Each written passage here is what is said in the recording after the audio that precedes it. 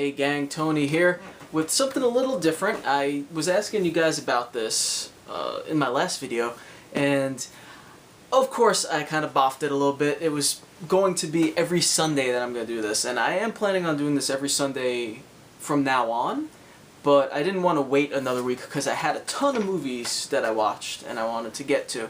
So this is the first installment of my movie Roundup for the week. So as you know, I watch a ton of movies. Not all horror, surprisingly. So I'll just go through the movies that I saw each week on Sundays and give like little brief, thoughts of each one. I'm not going to do full reviews for them all. This week I saw a lot of extra movies because Redbox was doing the 10 days of deals, and basically you just text them the word deals and they'll send you a coupon of some kind. Today's actually the last day to do that, so I'm about to send my deals text and see what we get. Let's see. Sent, and there we go. See what we got. Anything good for the last day. Rent any DVD and get a second one free. There you go. So as you might know from my last life hack video, which was my only life hack video, I told you that one of the little tricks for the Redbox codes is that if you get one of these that says rent one, get one free, if you rent just one movie, you get it for free. So they've been sending a lot of those particular codes this week, which is how I was renting a ton of movies. So try that out if you want. Alright. To the movies then. Alright, so the first one I saw, well, this is in no real particular order, just in the order of what I could remember. But I did see Big Hero 6, which was kind of on my list, kind of not on my list. I do tend to watch like the Pixar and DreamWorks movies when they come out and look good. And I know this was Disney, but it looked like kind of similar to me in terms of the style. So I did rent that, and I enjoyed it, The plot wasn't anything spectacular necessarily, but it was just a fun family sort of movie, and I could dig those sometimes. So I did enjoy that. I'd recommend seeing it if you have kids or if you like family movies or DreamWorks and Pixar type movies. I saw another Disney movie, Alexander and the Very Bad, Terrible, whatever the fuck day. I don't remember the whole title of it. I only rented that one because Steve Carell's in it. That one, like, if I was going to give this one a rating, I'm not going to rate all of these, but if I were to rate this one, probably about 5.5 or 6 stars out of 10. It was alright. There were some funny moments. I liked Steve Carell in it. But it was definitely more of a kid's movie. Probably more of a kid's movie than I should have been watching in the first place, but there you go. So, that's where I stand on that one. Next is Housebound.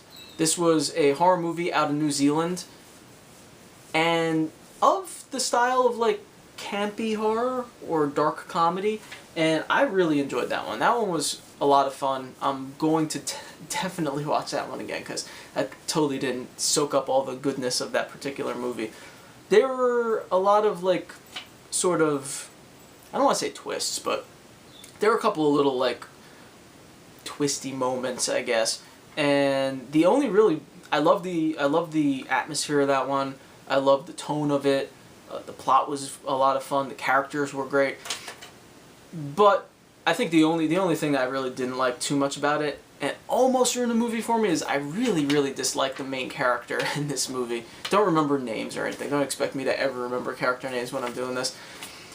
But the main character, she's flawed in a way that you could tell is meant to give us a little room for growth by the end of the movie, which is fine. I understand that.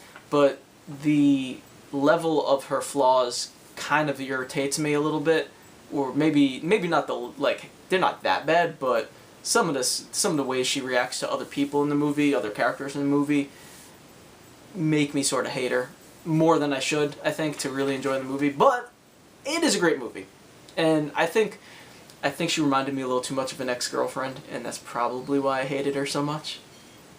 Sad but true. So most of you probably won't care. Most of you probably just love the movie. But I still did love the movie, and you should totally see that one. It's on Netflix Instant. The other two were from Redbox. The next one is also on Netflix Instant. It is The Scribbler. This one's probably about a 7, maybe 6 stars out of 10. It had so much potential. I'll put it that way. I really liked the look of this one, and the plot was almost there. The stuff that happens in this one is a lot of fun. I want to say that, okay, so I just realized that I haven't been giving synopsises for any of these movies, which is probably not helpful at all for anyone. So, like I said, I'm not really reviewing them. It's more of a roundup. But in The Scribbler, the main character is bipolar or something like that, and she just got out of a hospital and she's put into this like halfway house sort of place, and it's a big, tall building, and the joke is that most people only check out by jumping off the roof or from a window. And I believe this one is based on a comic book. There's a lot of comic book sort of superhero elements to it in a way. And that's where I really feel that it falls short. The action sequences, though there are a few, are not really shot very well, and it kind of pulled me out of the movie a little bit. But otherwise, it's a fun movie. 6, 7 stars out of 10. Boyhood. This was from Redbox. Pretty sure it was an Oscar nominee for one or more categories. Don't know if it won. Don't really watch the Oscars. It's a long movie. It's like nearly 3 hours long. It's done well. If you're into this sort of movie, you'll probably like it. There's no plot. There's no beginning, middle, and end, really. It's just sort of like a slice of life, and I guess that's what they meant for it to be, since it was shot over the course of, I think, 12 years or something like that. So the little boy who grows up in the movie is the same actor all the way through. And, you know, points for that, I guess. I guess is what most people like about it. It was a little boring. It was slow moving at times, but it's a character study. It's, if you're into those movies, you probably will love it. I thought it was alright. Probably maybe 7 stars out of 10. Wouldn't watch it again. Lucy.